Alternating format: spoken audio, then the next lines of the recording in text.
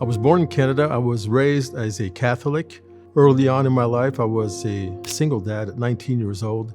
I brought my children as much as I could to church, feeling that this is what I had to do. This was my calling, was to go to church.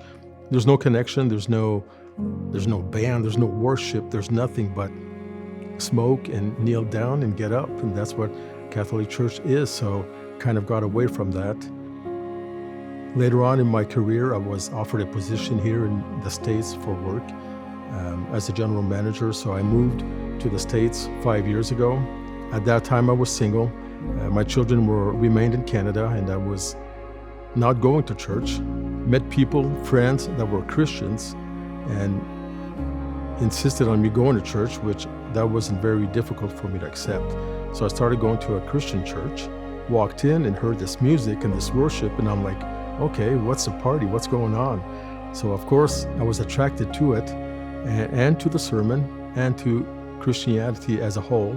So I began my journey as a Christian at 57, 58 years old. I had started dating Catherine, who became my wife. She was in Winston-Salem, new to cities. So I started attending here, but now we have to remember I come from a small church of 100 people in Roanoke. And this church was like, wow, big. And besides Pastor Kyle, there's nothing much I was connecting to. So I did this for 5-6 months, come here faithfully every Sunday. Then I joined the Weekender. And the Weekender people is what did it for me. Not just the Weekender and seeing how it goes and how it works, but being more on a personal basis with a smaller group.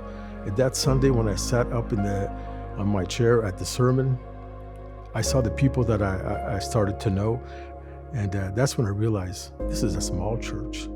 And the more and more I got involved into our church and serving, the more I realized that it is really a small family in a big church.